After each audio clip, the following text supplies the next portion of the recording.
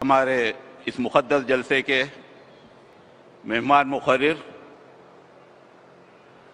مولانا مفتی نظام الدین صاحب، محتمم جامعہ اشرفیہ مبارک پر U P سے ادمن التماس ہے اس مقدس جلسے کو مخاطب کرنے کی سعادت حاصل کریں۔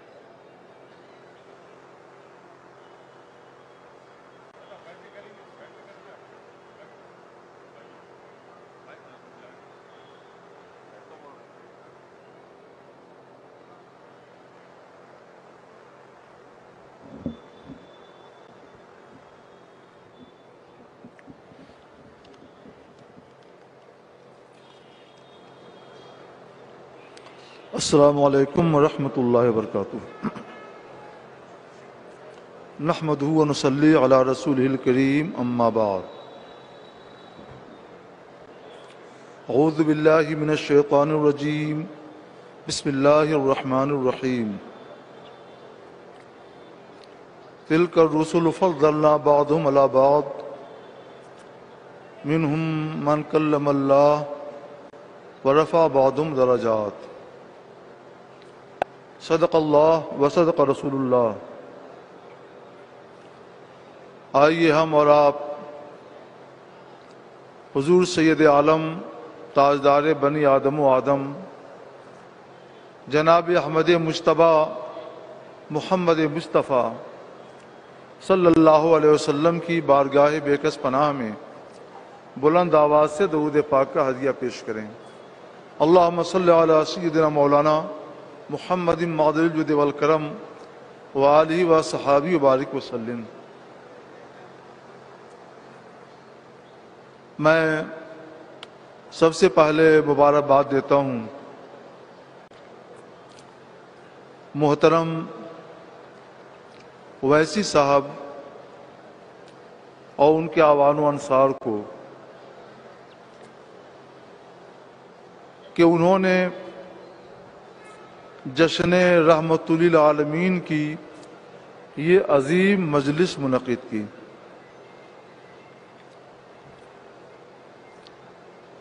میں سمجھتا تھا کہ وہ ایک اچھے سیاسی ہیں، مگر یہ جشن دیکھ کر محسوس ہو رہا ہے اللہ انہیں توفیق دے کہ وہ ایک اچھے عاشق رسول بھی ہیں۔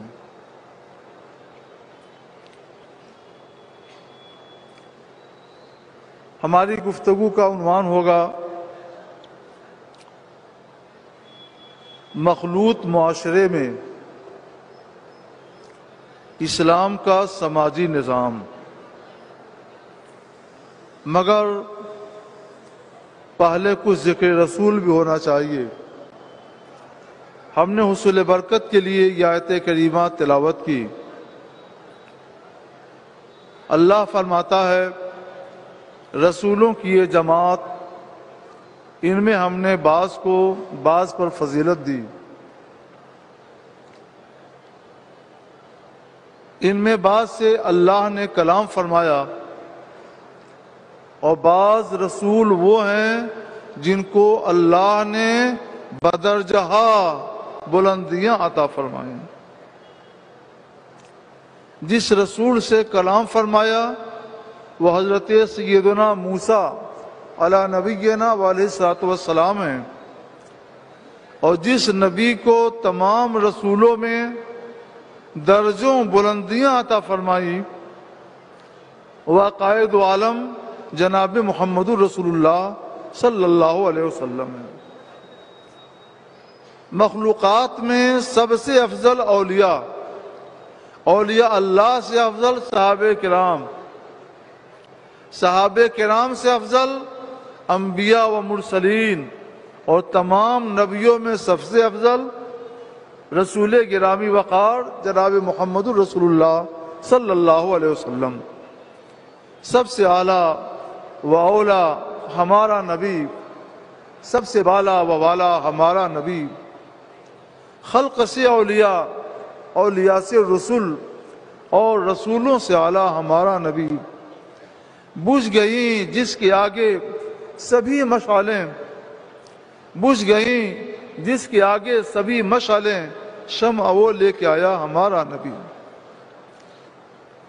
حضور سید عالم صلی اللہ علیہ وسلم کو اللہ تعالیٰ نے بہت طرح سے اور بے بہا اور بے شمار فضیلتیں عطا فرمائی ہیں۔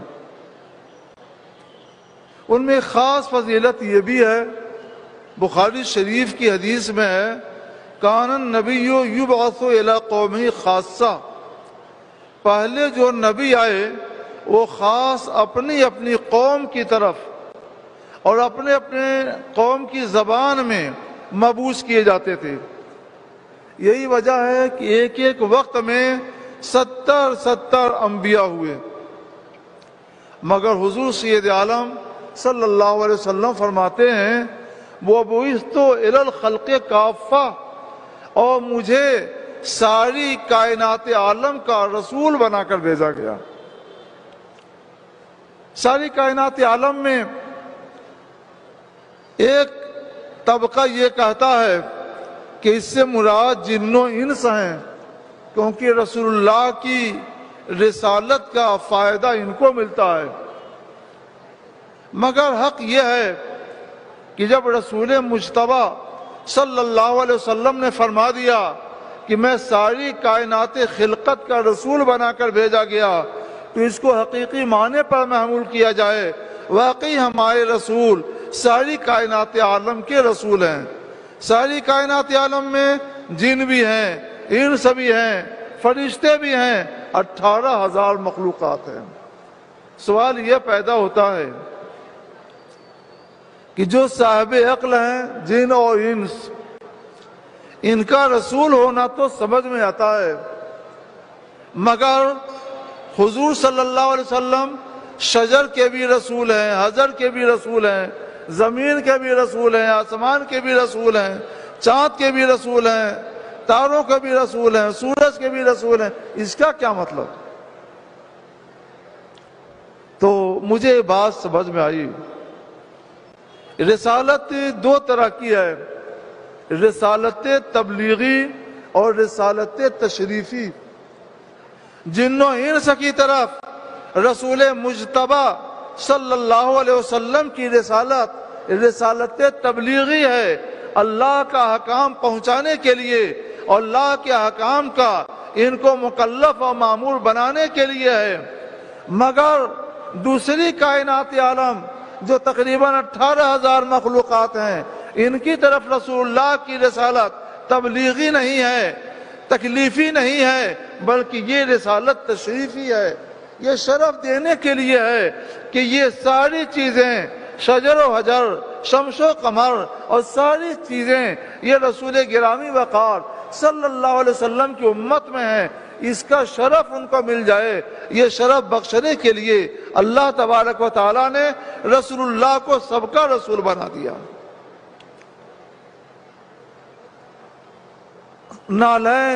نالین سب یکساں ہیں، ہمارے نالین کیا آپ کے، مگر اگر ہمارے استاذ یا آپ کے پیر کے نالین ہوں تو آپ اس کو اٹھا کر بڑے ادب کے ساتھ رکھتے ہیں۔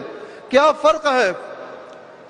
ہو سکتا ہے کہ آپ کے نالین کئی ہزار کے ہوں، پیر صاحب کے نالین بس 500 اور 1000 کے ہوں، آپ اپنے نالین کا ادب نہیں کرتے، پیر کے اور استاذ کے نالین کا، جوتوں کا ادب کرتے ہیں، احترام کرتے ہیں، ادب کے ساتھ رکھتے ہیں۔ وجہ کیا ہے؟ ادب وہ نسبت تشریفی ہے۔ اس جن نالین کی نسبت تشریفی اساتذہ کی طرف ہو گئی ہے، پیروں کی طرف ہو گئی ہے، ولیوں کی طرف ہو گئی ہے، اس نسبت کی وجہ سے ان کو وہ شرف مل گیا ہے جو ہمارے نالین اور ہمارے جوتوں کو حاصل نہیں ہے۔ ذرا یہاں سے آگے بڑھ کر رسول اللہ صلی اللہ علیہ وسلم کی بارگاہ میں حاضری دیجیے۔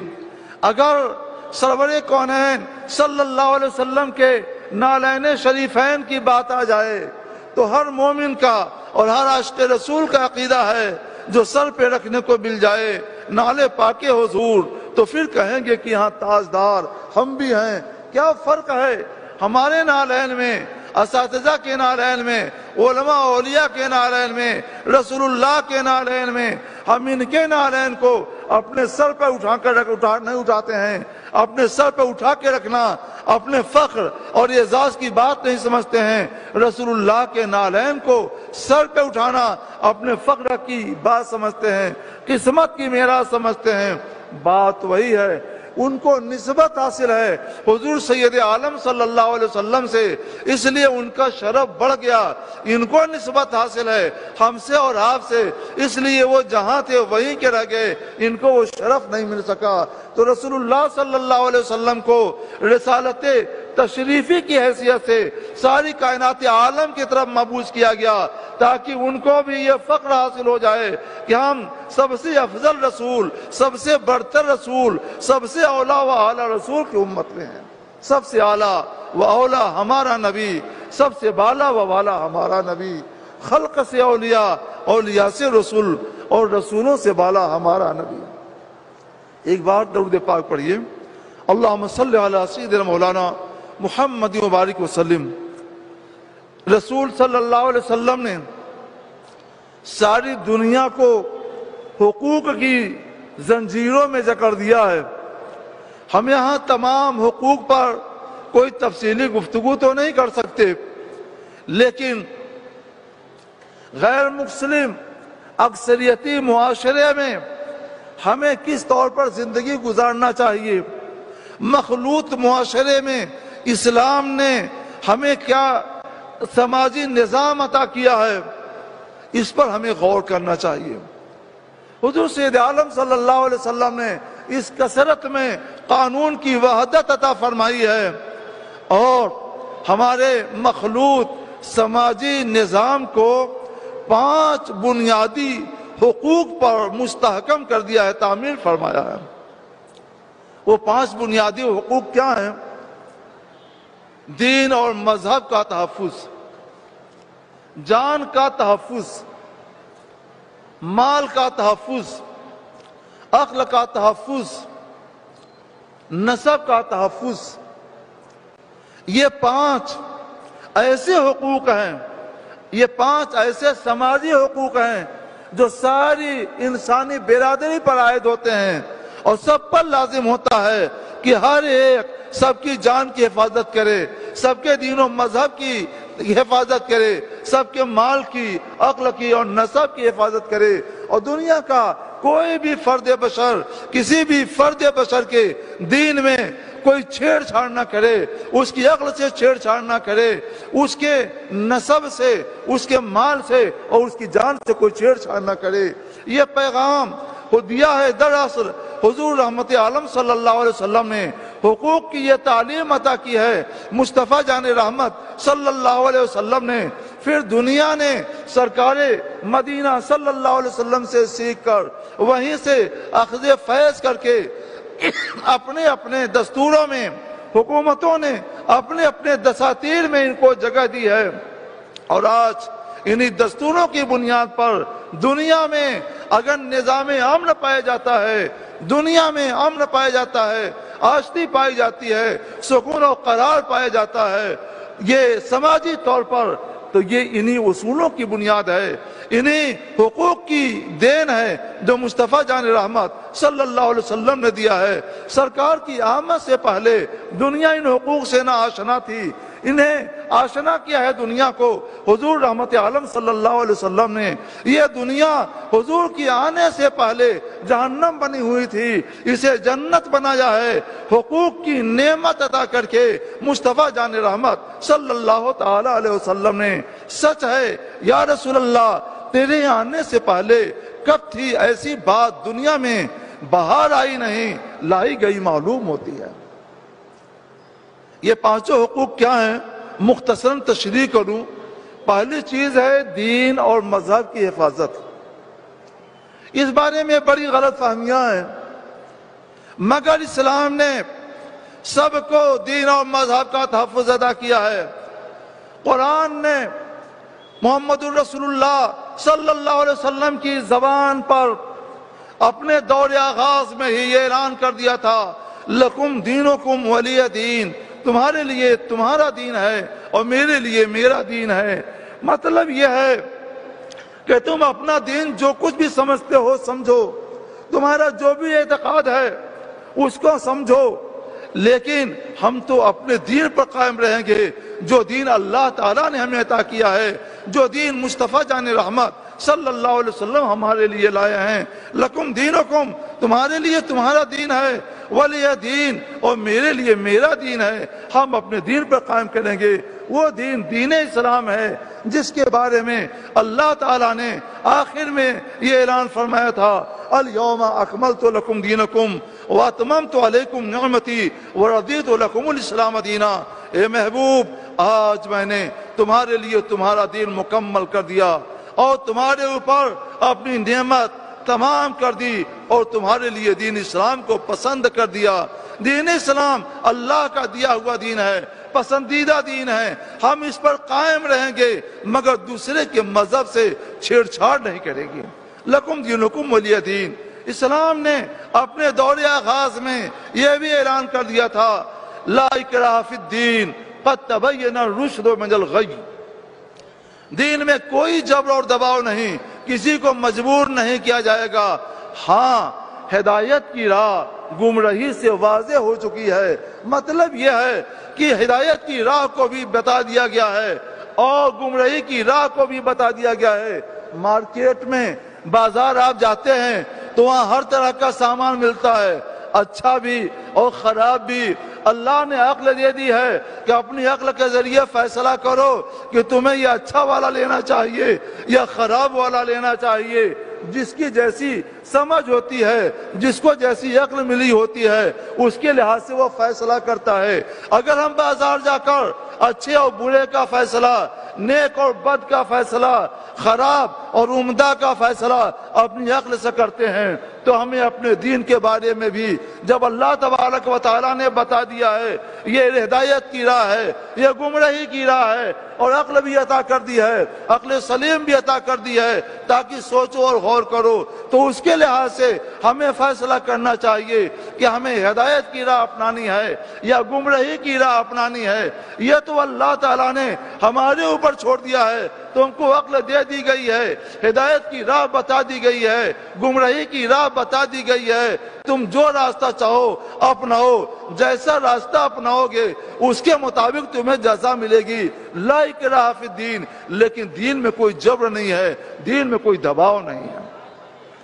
اور جب مسلم ریاستوں کا قیام عمل میں آیا جگہ جگہ، تو جہاں جہاں بھی مسلم ریاستیں قائم ہوئیں ہر جگہ اسلام نے انہیں یہ دستور حیات دیا تھا، امرنا بان نترکہم وما یدینون، کہ مسلم ریاستوں میں جو غیر مسلم رہتے ہیں، معاہدہ کر کے رہتے ہیں، دستوری معاہدہ کر کے رہتے ہیں، ان کو ہمیں حکم دیا گیا ہے کہ ان کو ہم ان کے دین پر، ان کے اعتقاد پر اور ان کے مذہب پر چھوڑ دیں۔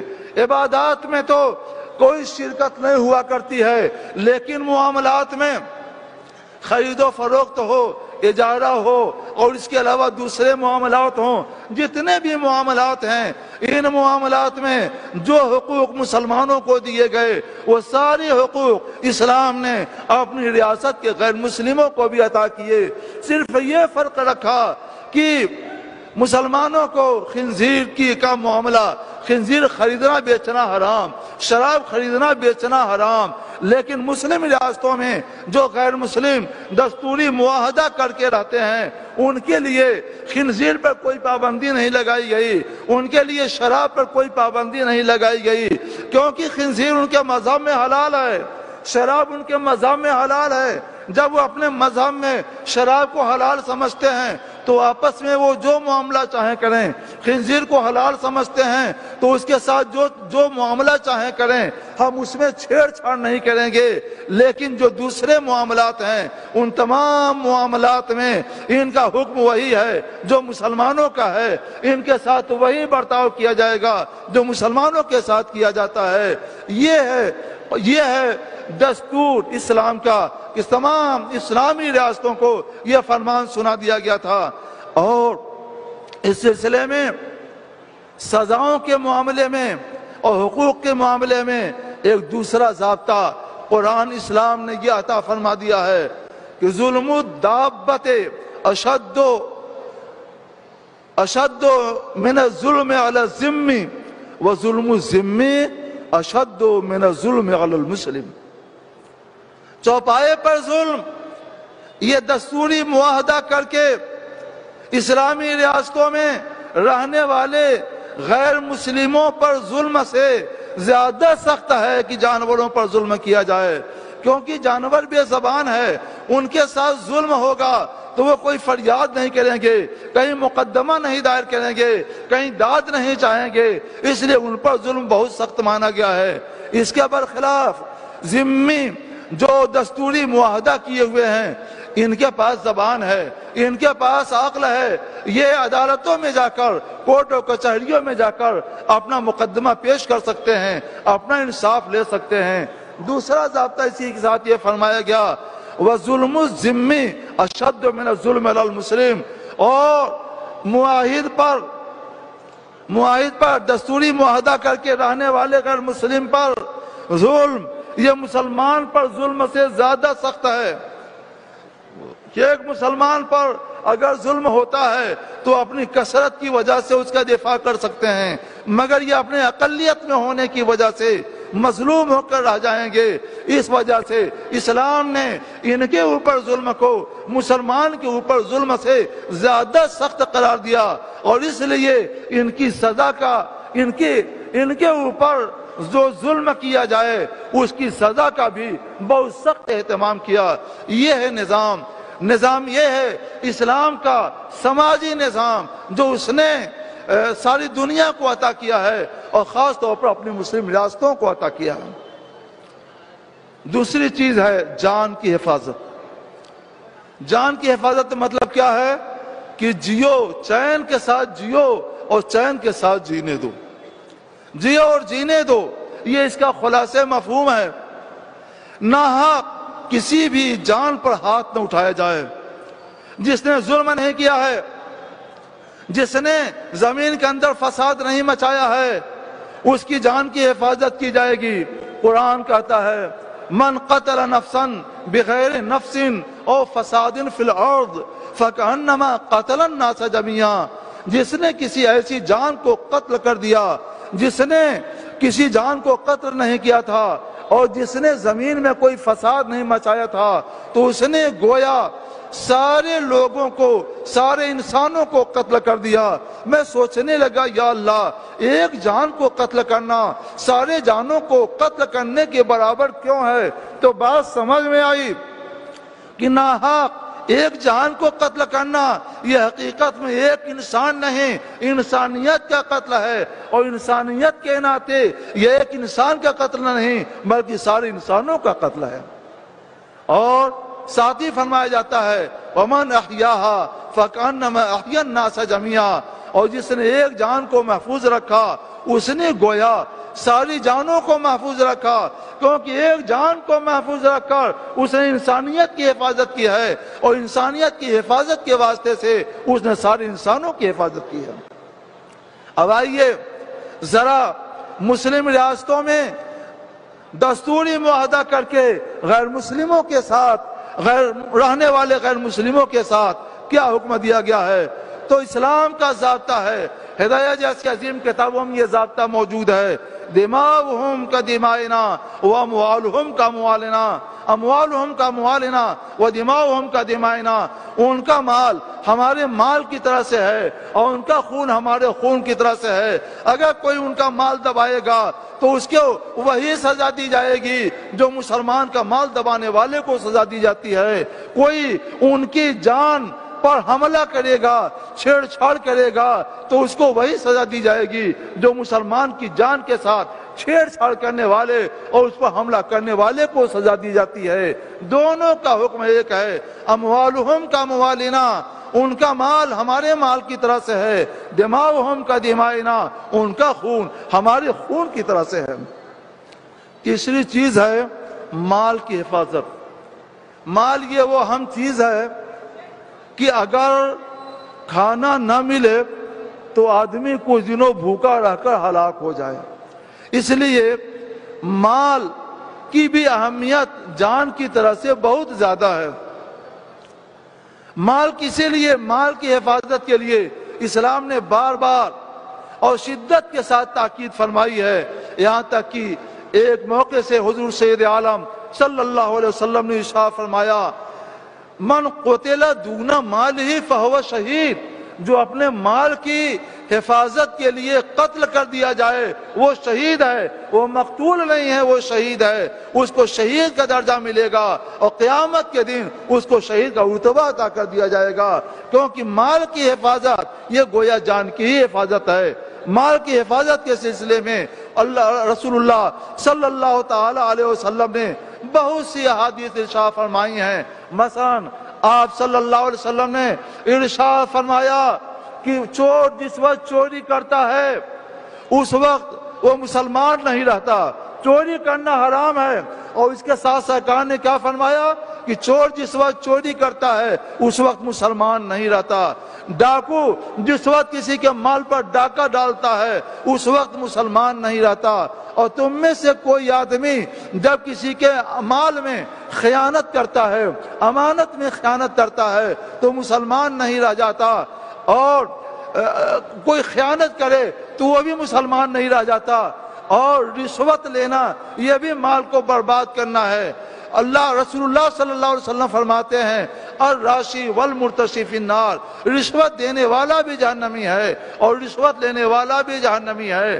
سود خوروں کے بارے میں بھی سرکار علیہ الصلوۃ والسلام نے، اللہ تبارک و تعالیٰ نے بڑی بڑی وعیدیں اور دھمکیاں عطا فرمائی ہیں، یہاں تک کہ فرمایا گیا یمحق اللہ الربا ویربی الصدقات، اللہ سود کو مٹا دیتا ہے اور صدقات کو بڑھاتا ہے۔ تجربہ یہی ہے، میں نے اپنی مختصر سی زندگی میں دیکھا، بہت سے لوگوں نے مسائل پوچھے، میں نے بتایا یہ سود ہے، اس سے بچو، وہ نہیں مانے، کروڑوں روپے کی دولت ان کی دم زدن میں برباد ہو گئی۔ جنہوں نے مانا تو تھوڑا کما کر بھی وہ بہت زیادہ برکتوں میں چلے گئے۔ حلال کماؤ، تھوڑا کماؤ، اللہ بہت برکت دے گا۔ سود کے ذریعے کماؤ گے، رشوت کے ذریعے کماؤ گے، زیادہ کماؤ گے، مگر دم زدن میں اللہ تبارک و تعالیٰ اس کو برباد کر دے گا، اس کو ہلاک کر دے گا۔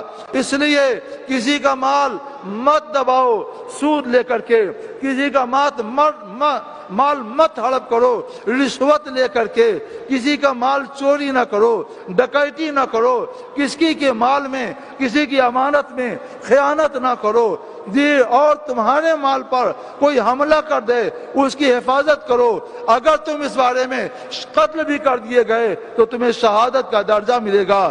یہ ہے مقام اس مال کی حفاظت کا۔ اور میں نے بتایا کہ جو غیر مسلم ریاستوں میں دستوری معاہدہ کر کے رہتے ہیں ان کے بارے میں سرکار علیہ الصلوۃ والسلام نے فرما دیا، ہماری شریعت اسلامیہ نے فرما دیا اموالہم کا اموالنا، ان کا مال ہمارے مال کی طرح سے ہے۔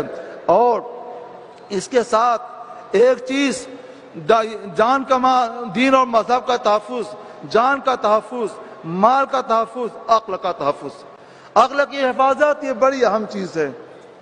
اگر عقل نہ ہو تو جانور میں اور انسان میں کیا فرق رہ جائے؟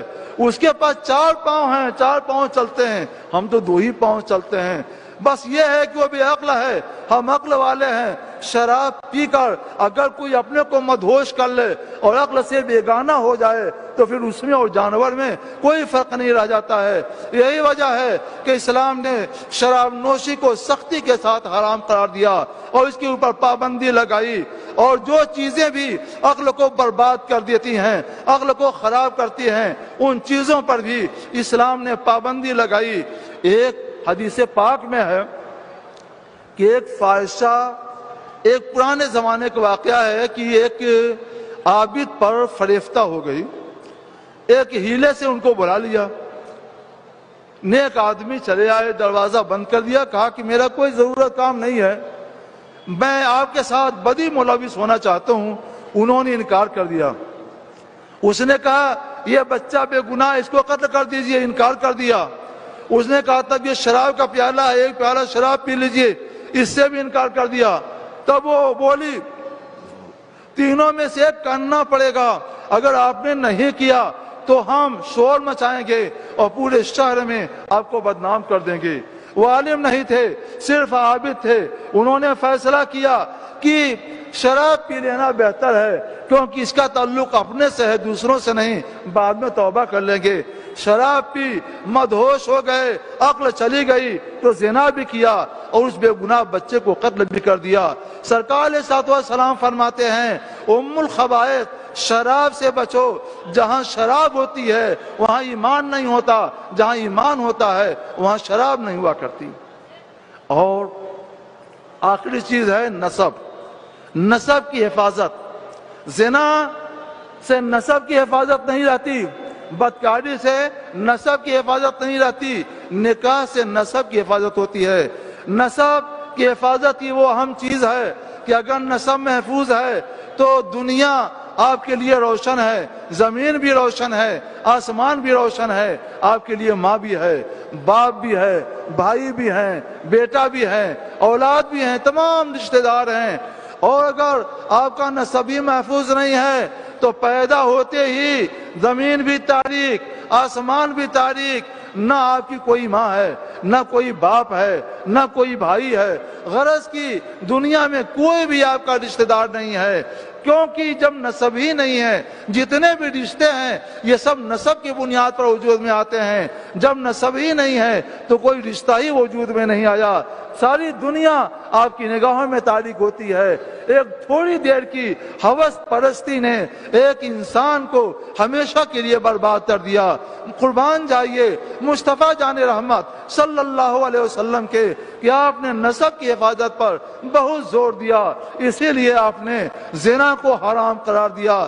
زنا کی سزا اسلام میں بہت سخت ہے، اور ایک حدیث پاک میں حضور سید عالم صلی اللہ تعالی علیہ وسلم نے ارشاد فرمایا کہ بندہ جس وقت زنا کرتا ہے اس وقت مسلمان نہیں رہ جاتا، جس وقت زنا کرتا ہے مسلمان نہیں رہ جاتا، جس وقت زنا ہوگی اسلام نہیں ہوگا، جس وقت اسلام ہوگا اس وقت وہاں پہ زنا نہیں ہوگی۔ اس لیے اور دوسری حدیثوں سے ثابت ہوتا ہے جس قوم میں زنا کی کثرت ہو جاتی ہے اس قوم پہ اللہ کا عذاب حلال ہو جاتا ہے، جس قوم میں شراب کی کثرت ہوتی ہے اس قوم میں بھی اللہ کا عذاب حلال ہو جاتا ہے۔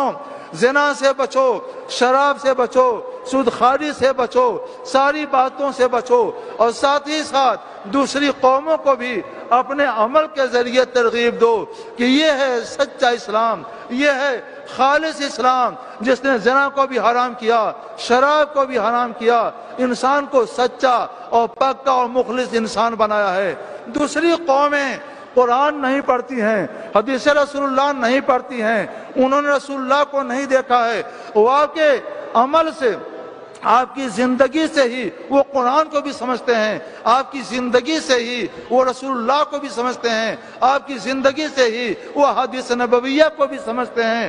اس لیے آپ وہ کام کیجئے کہ رسول اللہ پر عیب نہ آئے، وہ کام کیجئے کہ کوئی اسلام کے اوپر طعنہ زنی نہ کرے، آپ وہ کام کیجئے کہ کوئی شریعت مصطفیہ پر ہاتھ نہ اٹھائے کہ اسلام تو ایسا ہے کیونکہ مسلمان ایسے ہیں۔ آپ ایسا کام کیجئے کہ آپ کے حسن کردار کے ذریعے، آپ کے اخلاق حسنہ کے ذریعے ساری قومیں پہچان لیں کہ جس قوم کے ماننے والے ایسے ہیں اس قوم کا جو رہنما ہوگا، اس قوم کا جو مذہب ہوگا وہ مذہب کتنا شاندار ہوگا۔ اس بارے میں ایک حدیث یاد آئی، حضرت مولا کائنات علی مرتضیٰ رضی اللہ تعالی عنہ کہیں جا رہے تھے، جنگ کا ایک ہتھیار ہوتا ہے زرہ، ان کی زرہ کہیں کھو گئی، ایک یہودی کو ملی اور اس نے بازار میں اس کو بیچ دیا۔ حضرت علی رضی اللہ تعالی عنہ جب پہنچے واپس ہوئے تو دیکھا کہ ایک یہودی کے پاس وہ زرہ ہے، کہا کہ یہ زرہ میری ہے، نہ میں نے بیچی ہے نہ میں نے کسی کو ہبہ کیا ہے، تم یہ زرہ مجھ کو دے دو۔ اس نے کہا یہ زرہ میری ہے، میرے قبضے میں ہے، قبضہ دلیل ملکیت ہوا کرتا ہے، اس لیے میں تو نہیں دوں گا۔ مقدمہ اس وقت کے قاضی کے بارگاہ میں پیش ہوا، قاضی تھے قاضی شریح۔ قاضی شریح یہ وہ تھے جن کو چیف جسٹس بنایا تھا خود حضرت مولا کائنات علی مرتضی رضی اللہ تعالیٰ عنہ نے، حضرت علی مرتضی رضی اللہ تعالیٰ عنہ یہ خلیفۃ المسلمین تھے، خلیفۃ رسول اللہ تھے۔ خلیفہ رسول اللہ وہ ہوا کرتا ہے جو ساری دنیا اسلام کا تنہا فرما روائی اعظم ہوتا ہے۔ ایک طرف ساری دنیا اسلام کا فرما روائی اعظم مولا کائنات شیر خدا علی مرتضی رضی اللہ تعالیٰ عنہ ہیں، ایک طرف انہیں کے مقرر کیے ہوئے قاضی حضرت قاضی شریح رضی اللہ تعالیٰ عنہ ہیں، اور دوسری طرف ایک عام آدمی، وہ بھی دوسرے مذہب کا آدمی، یہودی ہے۔ مقدمہ پیش ہوا، حضرت علی نے کہا یہ زیرہ جو اس کے پاس ہے میری ہے، میں نے بیچی نہیں ہے، نہ میں نے اس کو دی ہے، زیرہ مجھے دلائی جائے۔ تو یہ سن کر یہودی نے کہا ہرگز نہیں، یہ زیرہ میری ہے، میرے قبضے میں ہے، قبضہ دلیل ملک ہوا کرتا ہے، اس لیے میں نہیں دوں گا، میرے زیرہ ہے۔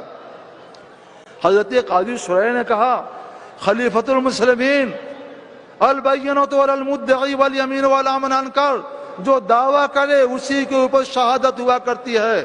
آپ مدعی ہیں، آپ نے دعویٰ کیا ہے، آپ شہادت پیش کیجئے۔ حضرت مولا کائنات نے اپنے بیٹے حضرت حسن کو شہادت میں پیش کیا، اپنے غلام حضرت قمبر کو پیش کیا۔ حضرت قاضی شریح نے کہا حضرت حسن، حضور امیر المومنین، یہ حضرت حسن آپ کے بیٹا ہیں، اور بیٹے کی گواہی باپ کے حق میں قبول نہیں کی جاتی۔ یہ مسئلہ تو حضرت مولا کائنات کو بھی معلوم تھا، مگر انہوں نے گواہی میں اس لیے پیش کر دیا تھا کہ اللہ کے رسول صلی اللہ علیہ وسلم نے فرمایا تھا الحسن والحسین سیدہ شباب اہل الجنہ، حسن اور حسین نوجوانان جنت کے سردار ہیں۔ تو مطلب یہ تھا کہ یہ ہو سکتا ہے، یہ تو ٹھیک ہے کہ کسی بیٹے کی گواہی باپ کے حق میں قبول نہ کی جائے، مگر وہ بیٹا جس کے جنتی ہونے کی شہادت مصطفیٰ جان رحمت نے دی ہو، جسے نوجوانان جنت کا سردار قرار دیا ہو، اس بیٹی کی گواہی تو مقبول ہونی چاہیے۔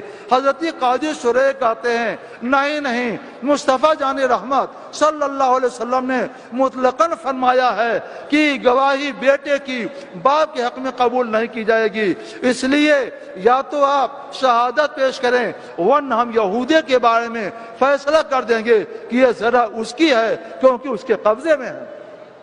جب یہ فیصلہ سنا یہودی نے تو اس کا دل نرم ہو گیا، وہ کہتا ہے حضور مولا المسلمین امیر المومنین، سچائی یہی ہے، میرا دل پسیج گیا ہے، نرم ہو گیا ہے، سچائی یہی ہے کہ یہ زیرہ میری نہیں ہے، آپ کی یہ ہے، آپ کی ہے۔ میں یہ دیکھنا چاہ رہا تھا کہ اسلام کا نظام عدل کیا ہے، اسلام کا نظریہ مساوات کیا ہے۔ اسلام کے نظام عدل اور نظریہ مساوات نے میرے دل کو اتنا نرم کر دیا ہے کہ میرا دل یہ تسلیم کرنے کے لیے مجبور ہو گیا ہے کہ واقعی دنیا میں اگر کوئی مذہب سچا مذہب ہے تو مذہب اسلام ہے۔ اس لیے میں سچے دل سے پڑھتا ہوں اشہد ان لا الہ الا اللہ واشہد ان محمد رسول اللہ۔ یہ کردار تھا تو غیر مسلم بھی مسلم ہوا کرتے تھے، آپ بھی وہ کردار پیش کیجئے تو انشاءاللہ اگر وہ مسلم نہیں ہوں گے تو ان کے جذبات آپ کے لیے نرم تو ہو جائیں گے۔ جو بھی دیکھے محمد کا شہدہ کہے، جو بھی دیکھے محمد کا شہدہ کہے، اپنا کردار ایسا بنا لیجئے۔